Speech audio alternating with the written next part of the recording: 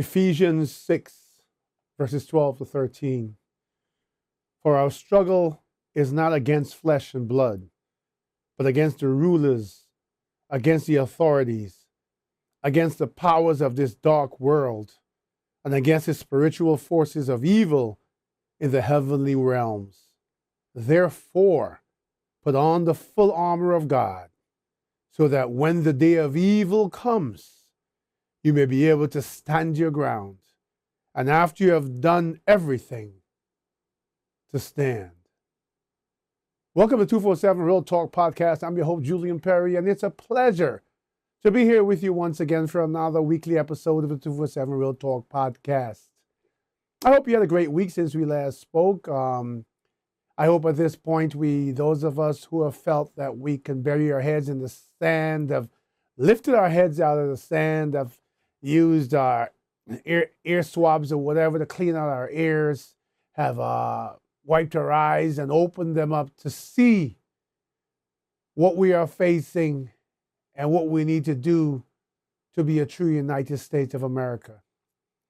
On this episode, I'm going to talk about a few things that happened in the past week in the news regarding politics and government in America, because we simply can't speak about anything else in this tumultuous time.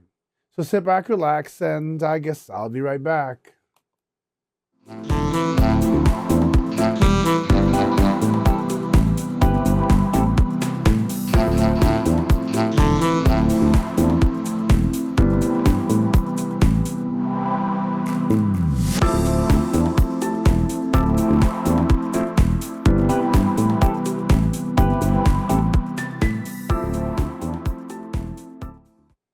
So welcome back to the podcast. You know, there is the tendency in this type of climate to go on and on and on way past as I should. And I certainly don't want to do that this episode. I certainly think that you have so much to think about and contemplate that it doesn't make sense that, I keep you that long. But I just wanted to talk about a few things. Let's start with what we've been seeing in the news across the country. The full force of ICE has been out there going after what they said was the criminal element of illegal aliens. So by definition, people who were wanted for crimes, people who they had significant or overwhelming evidence had committed a crime. What we've seen across the nation, especially here in New York, is that's kind of not the case. I've heard of cases of people on the train and on the air train, which goes to the airport here, JFK, New York, being swooped up off the air train by ICE, people going back and forth to work. There were a few people caught up in that who were, let me take these ringers off, so I would hate that to disturb this important conversation. There are people who were on their way to work who, like I said, may not have the right paperwork. There were people who were here and overstayed their welcome, not to any big extent, but just overstayed their welcome. There's a case here where I heard of two deportees. When ICE came, they told them, no, don't do that to me. I'll buy my ticket. And basically, they bought a ticket right there and then. ICE accompanied them to their home. They packed their bags and they left. New York is one of the sanctuary states, and New York City, at least, is one of the sanctuary cities. I've been having conversations just today with friends of mine about what that all means. There's a few things that seem out of place.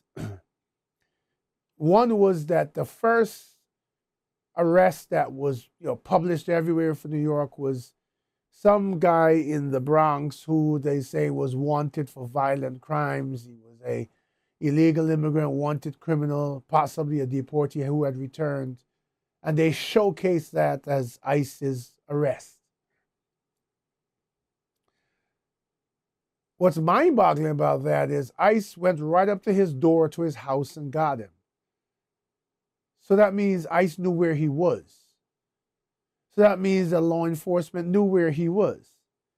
So that means that if he was wanted for a crime, he should have been picked up under the normal efforts of police rather than allowed to live freely until it was an immigration issue. It just seems like so much of this is out of place that we're not sure what's going on. Then we have, and let me tell you about this. There are many people, there are many people across this great country, who came here 30, 40, 50 years ago when immigration was a little different. And they stayed, they worked, they were productive. Back in those days, they could be sponsored by employers. And there was a number of ways, keeping yourself clean and doing the right thing got people resident alien cards. We called them green cards back then. And then a path to citizenship. What is alarming is hearing that these people in today's time are aware of people in their neighborhoods who are traveling the exact same path, much harder now. And they're accepting monetary incentives. I think it's $135 from immigration to turn these people in.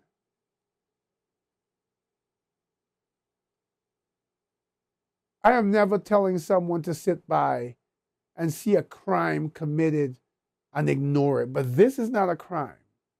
Well, it's not a crime in that sense. Did the person overstay their time? Yes. Is the person here probably working off the books? Yes. Has the person been here for 20 years? Maybe yes. Has the person committed a crime? No. Has the person contributed to society? Yes. Is it your job as a neighbor who probably befriended this person at one time or another to turn them in? I want to say no. I want to say that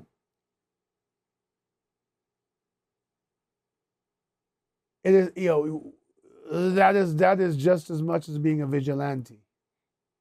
And I say this because here's the problem that bothers me about that. Some of these people are couples who came here and stayed. Sometimes one person came, then the other, and they have managed to rent an apartment. They've managed to work off the books. They've managed to do jobs that, well, let's be honest, most of us will not do. And they've managed to keep their noses clean. More so, they've managed to build a family and have children who are born in the United States. So when you deport the parents, depending on the age of the children, what are you doing? There's a situation of a guy who's crying out right now. He's all over the news because his wife was deported. And he is,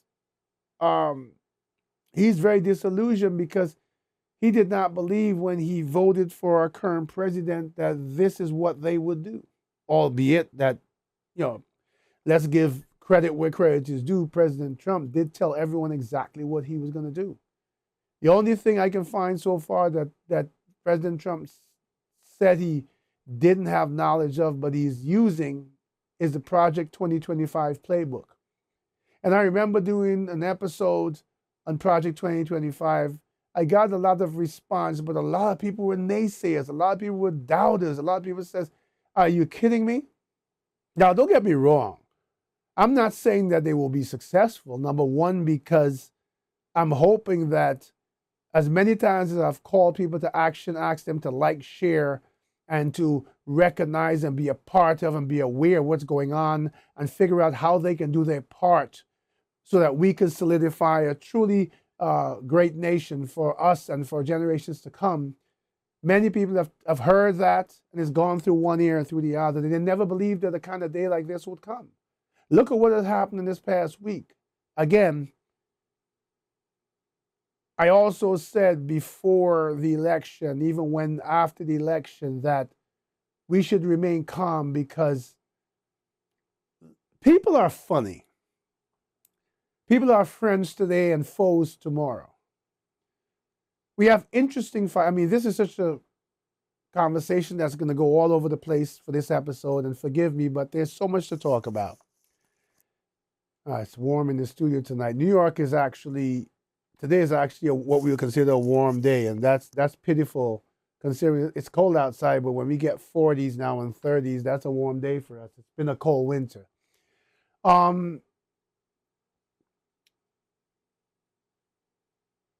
We know that Congress as a body, irrespective of the fact that I've said it's an aristocracy, and it is, and looks like there's, if we're not careful, there'll be an oligarchy too. But the point being that they have a purpose and they want to go back into office.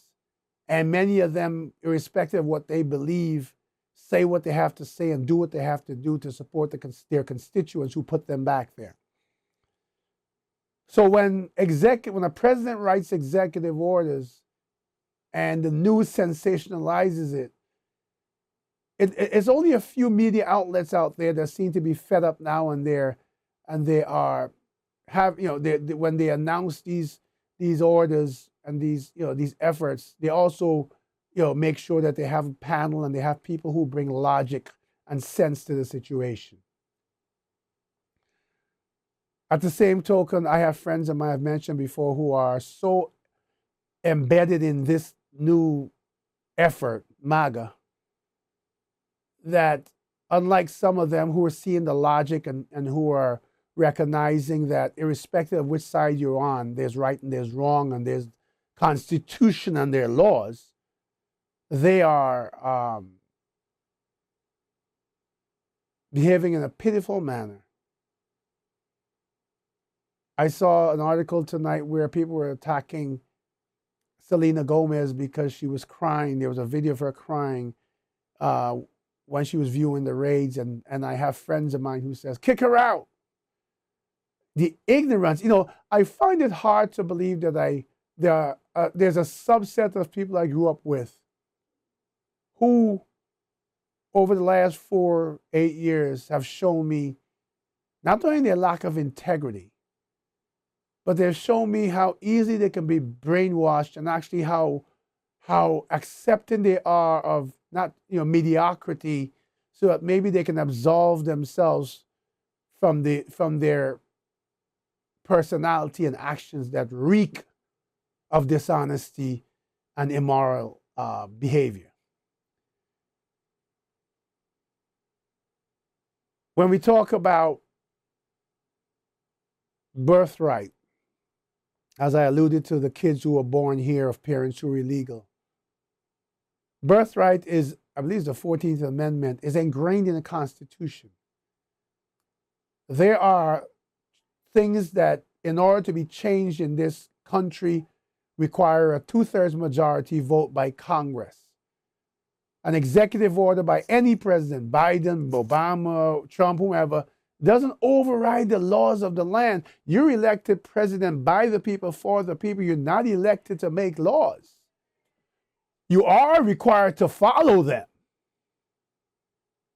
So, obviously, with the birthright issue, a subset of people from different states immediately went to court. And it's amazing that a federal judge who was appointed by Ronald Reagan, so let's say a Republican president, appointed him, basically took one look at the case and said, who is advising our current president? Well, what are the qualifications of the legal team? Because this is obviously immediately recognizable as totally unconstitutional, because it's in our Constitution.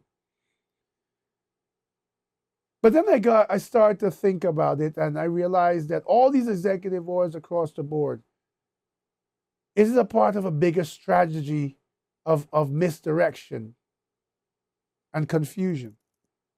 And does it allow some of the other executive orders that are less sensational but more damaging to go under the radar, because we've got these big impossible ones that the media is gripping into and the whole and using it for ratings and points and and once again captivating a nation of people who refuse to think for themselves.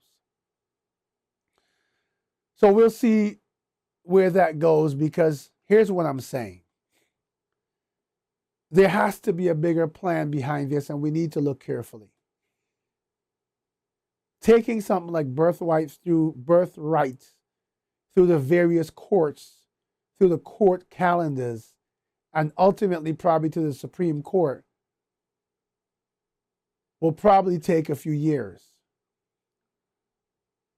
The issue with that is that as these things affect people, it will cross over midterm elections that could have a complete spin of what Washington looks like. And some of these issues could go well past the end of the term of current President Trump. What we need to do is remain vigilant as to what the elected officials are doing to our lives.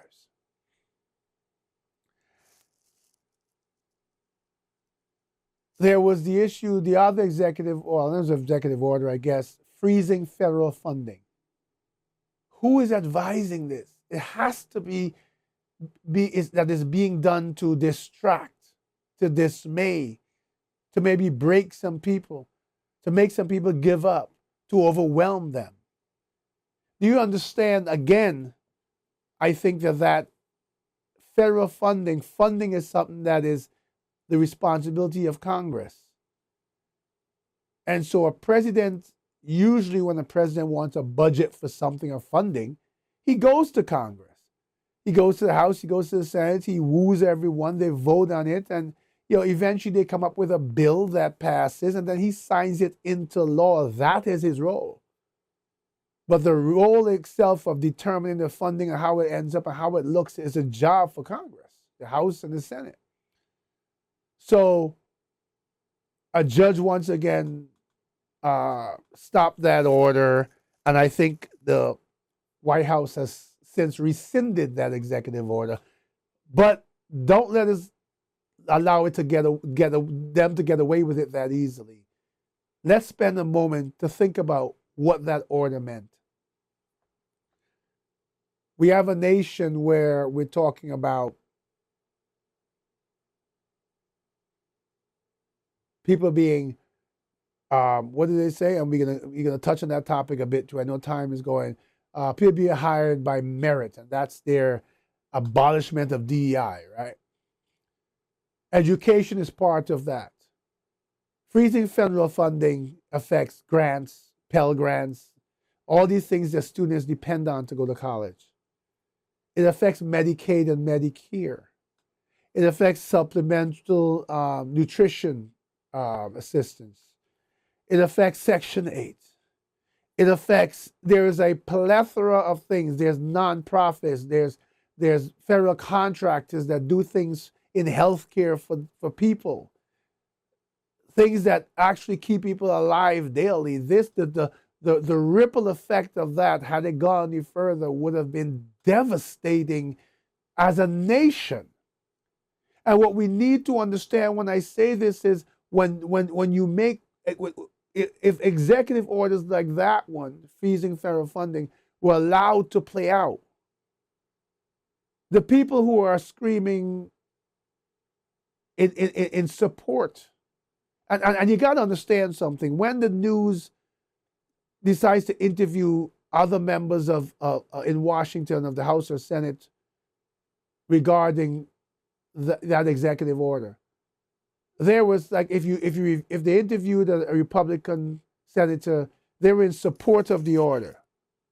But rest assured, the people in Washington who give their opinion on either side don't care about federal funding. They're filthy rich. They're not the ones who are going to be impacted. But breaking news, many of the people who voted for our current president, whether it be me, you, whomever, because I keep an independent platform here. The point is, it affects all Americans. It will not discriminate between Republicans and Democrats. People who would have lost services, would have lost health care, would have lost food, would have lost money, would have lost medical services, all these things, federal programs that support people who are in wheelchairs or who get that kind of assistance for mobility. It wouldn't have gone to a Democrat's house and said, we're taking yours away and give it to a Republican's house. Every single person, every single voter, every single member of society who depends on a service from healthcare to whatever would have been impacted. Project 2025, as they're trying to disguise it but move it forward, does not discriminate. And when I talk about discriminate, let's quickly talk about DEI and all the abolishment. And this one caused me to think a lot and took up a lot of my thoughts for the past week. I remember listening to President Trump signing it and saying something about people will, people's success or people's abilities to gain will be based on merit.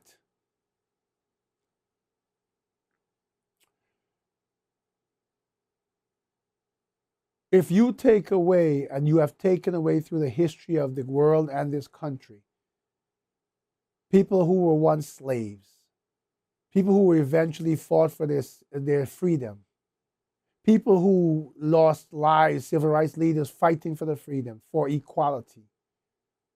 Unless you make all Americans the same, a level playing field, unless you're able to change the minds of all those who hire to no longer see the differences in color, to no longer be prejudiced, to be racial, then the merit, hired on merit and given whatever via merit, doesn't stand a chance to people of color. We have seen through everything that's gone on over the last 8 years that we have a racial divide in this country that is prominent. We have people who, for many years, under a different climate, pretended not to be racist and who have been emboldened to come out and do so. And these are the people in many positions of power and money through the history of our country who have the ability to make a decision on who gets what. And then they can just disguise that now as merit.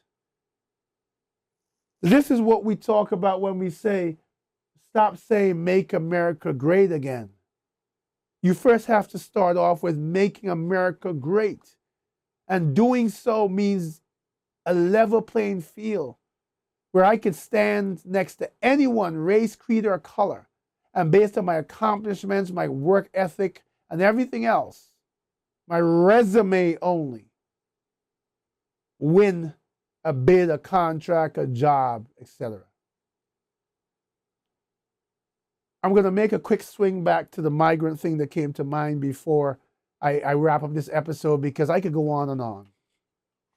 A friend of mine who's been on this show before, and as long as I say that, most of you know who he is. He sends me a lot of videos. He's an activist, and one of the videos I looked at was a conversation, and they were talking about immigrants. And one of the points that was so clearly made was when Christopher Columbus came here, and that's the one we celebrate as so-called America, discovering America. He met people here. People were the rightful owners to this land. As we look at how that evolved over time, those people actually had compassion and understanding for those who entered the land, for Christopher Columbus and others. I think that as we look at this whole immigration thing, there's valid arguments about illegal, criminal elements. I don't think there's a single person, Democrat or Republican, if you can establish this person is a criminal element, they've committed crimes, and they're here and they have this record of doing so, I don't think anybody would stand in your way of deporting them. But there are a lot of people being caught up in this who simply came here and they're doing the right thing. And if they're doing the right thing and over all these years they've contributed positively to society, then we ought to give them a way to become part of that society that they've contributed to over the last how many years. And the one other and last thing I want to say to everyone especially those who are cheering on the current roundup of illegal immigrants. Look at your industries. Who do you think works in the car washes? Who do you think the farmers use to pick their crops, not just wildly, but with a skill that these people have from their native countries? They bring that skill and they're willing to work for pay that's way less than any American is willing to work for. And we don't have their skill sets. Look at the construction industry and actually look at the workforce and see how many skilled laborers are illegal immigrants who are meticulous with their jobs, who help to produce what the landscape in New York and across the United States, skyscrapers, all these things look like. Understand that construction is going to not only slow, but the cost is going to increase. Understand that the cost of crops and food that we eat from farmers is going to increase. Understand that there's going to be a lack, things are going to become less available because they can't be produced at the rate they need to because there's no labor to do it. We're already seeing the impact of people who are hiding because they know that if they go to work, there's a chance that their workplace is targeted. Who is doing the jobs? Where is the plan to replace all this skilled labor? Where is the plan, or what is the plan? I keep looking because I'm looking at my security cameras. It's winter, it's cold, and there's a couple of cats that have taken up residence under my deck. I think I've said that before. Where is the plan? Show the nation, in addition to saying we're going to round up how many millions of immigrants and ship them back to their countries.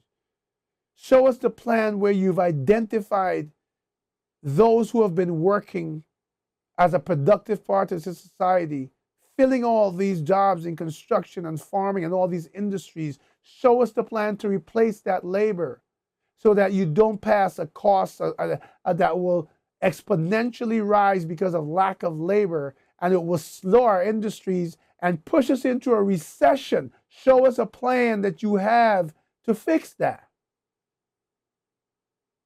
This is the reality for all you who are jumping out there in glee and joy and hatred in your hearts because these people are being shipped out.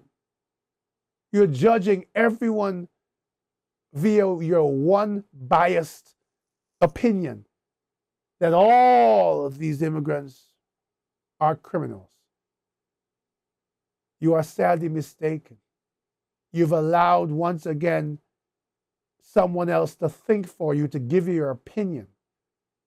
You fail to act as an individual and look with your own eyes and listen with your own ears and use your own God-given common sense to see the challenges we will face. I'm pretty sure the next few episodes of this podcast will be on the same subjects because I'm sure there's much more to come. I heard tonight of a plan to house some of them at Guantanamo Bay. And I know Guantanamo Bay is where I think they've housed terrorists, and the conditions there are horrible. Nevertheless, I can't cover everything in one episode. There's so much more to go on, and as I speak with you, I think about more, but I've got to look at the time. It's almost 30 minutes. But please, listen to what I'm saying. Take the time out of your so busy lives to listen and to give this thought, to share this conversation, to do what I've been asked you to do for the longest while. Like, share, comment, and make the conversation bigger. Those of you who have been already sending me emails, thank you. The rest of you, the email address is podcast@247realtalk.net, and I only accept respectful emails. Pay attention. If you wear a blindfold, you will never see what's coming, and you'll never be prepared to respond. It's time to respond. What do they say, that old saying? Life is 10% what happens to us and 90% how we respond. The time for your response is here. No more standing idly by. Whether your contribution is sharing a message or making your voice heard in some other way, writing your lawmakers and putting wind beneath their sails as they go to the courts, I think what will probably be many more times. We have to be diligent, but more so we have to think for ourselves. We have to stop being Democrats or Republicans and go back to being logical human beings, void of the poison of political ideology and filled with the nectar of humanity, the humanity that God gave us when He created us, the innocence that we were born with, and the potential we have as human beings. The time for standing on the sidelines and looking on is over. It's now or never. Have a great week, great weekend. Until we speak again, please take care of yourselves and each other.